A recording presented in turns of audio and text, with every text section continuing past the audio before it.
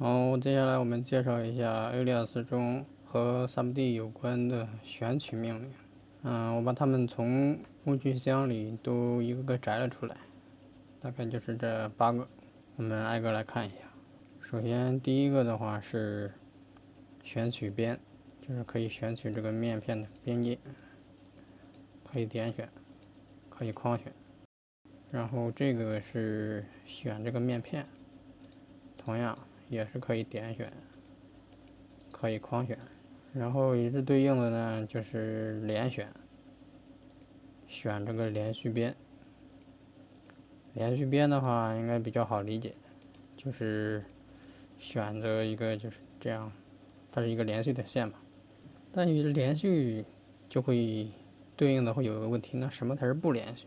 我们来看一下，你看选到这里，它遇到了这样一个极点。极点的概念我们之前已经介绍过了，我们在选的过程中遇到一个极点，它就会停止。然后与之对应的选这个连续面呢，其实也是一样的。我们看这样是可以很顺利的把这一条都选上了。但是你看这里出现了一个三角形，这是一个极点，它就会停掉。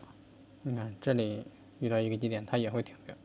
这是选这个边以及这个面片。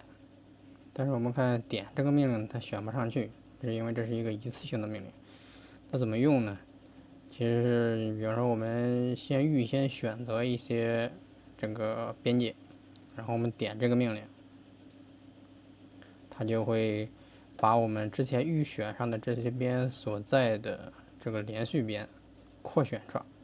就我们看，比方说我们选了这个，它的连续边应该是横着一条，竖着一条。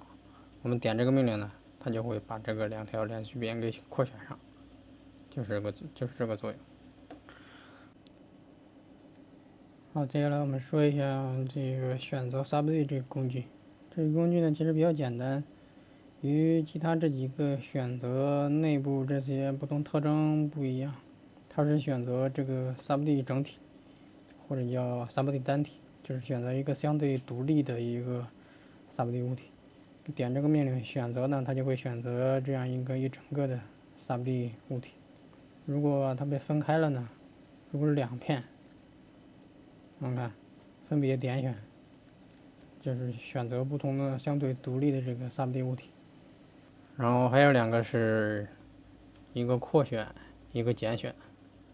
扩选跟简选其实也比较容易理解，但它能接受的这个输入条件就是点线面都可以。它不像这几个就是针对于固定的，像这个针对于边界，这个针对于面片。那比方说我们选择这个点进行一些扩选，你就每点一次，它就会在你原来基础上扩一圈，再点扩一圈，再点扩一圈，这样的。